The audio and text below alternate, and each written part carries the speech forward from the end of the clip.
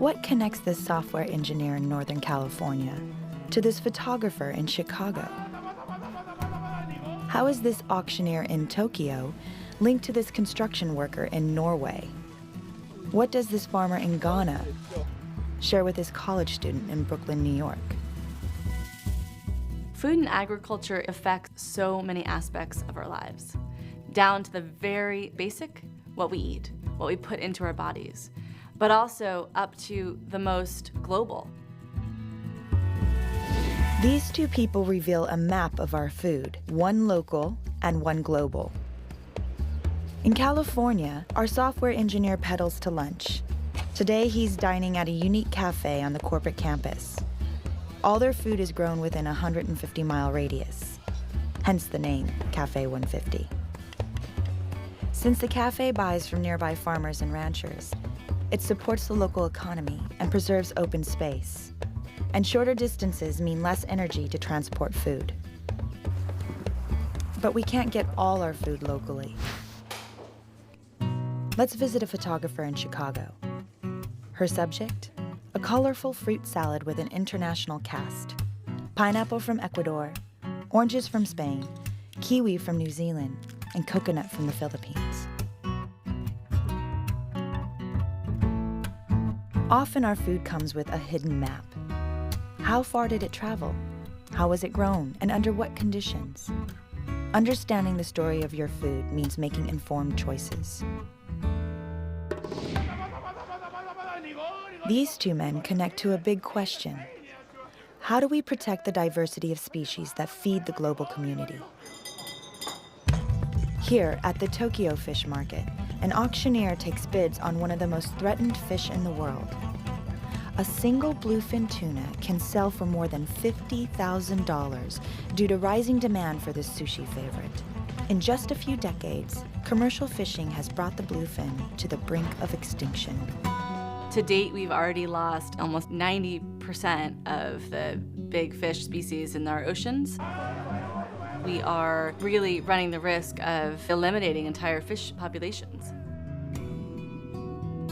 If we want to continue enjoying our ocean's bounty, we'll need to act quickly to protect overfished waters and give endangered species a chance to recover. And what about the diversity of plants that have fed people for generations? That brings us to Norway.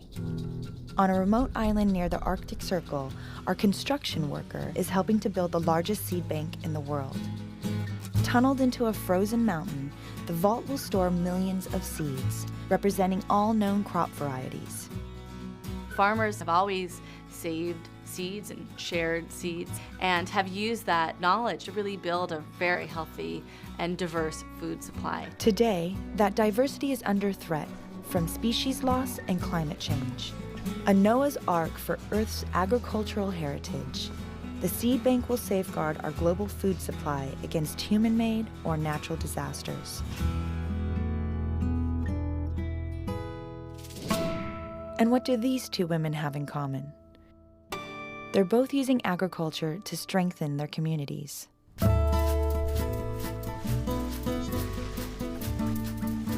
Our farmer in Ghana is harvesting cocoa beans, the raw ingredient for this bar of chocolate.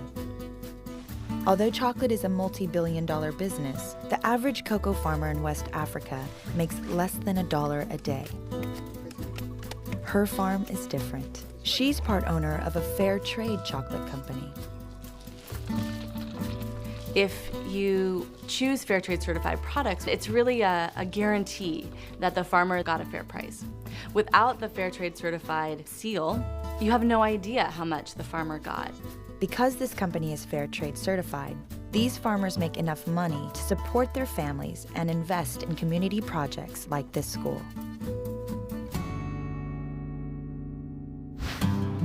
Halfway around the world, our college student in Brooklyn, New York, works on a very different kind of farm. In many urban neighborhoods, fresh produce is hard to find, and fast food is an all-too-easy alternative. This is an urban farm, a green oasis in the heart of the city. Food grown here is sold to farmers markets, local restaurants, and donated to people in need. Today's just-picked fruit and vegetables are delivered to a nearby market serving older residents. One of the biggest crises around food in this country especially is that people living in cities don't have access to healthy local food. At the same time, there are often empty spaces that could be providing food for people in that community.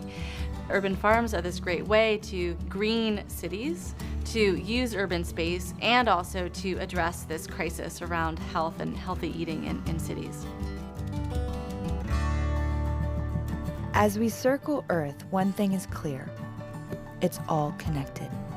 We are eating food that has come from the global community, whether that community is our local farmers or whether it's farmers halfway around the world. We are all connected to that. It matters to all of us. It's easy for us to just kind of eat our food and not think about where it's coming from. Everyone deserves the right to eat good, wholesome, and healthy food. I try and be healthy. I mean, I can't say that I'm a health addict and stuff. I definitely do go out and have junk food every once in a while. I'm a big fan of pizza. Who we are begins with what we put in our bodies. I don't know what pesticides are on my food. I don't know what they're treated with. In my family, when we eat is about the only time that we are all together. So it's a chance to enjoy something that we all equally love. Food is such a universal thing. Everyone needs food.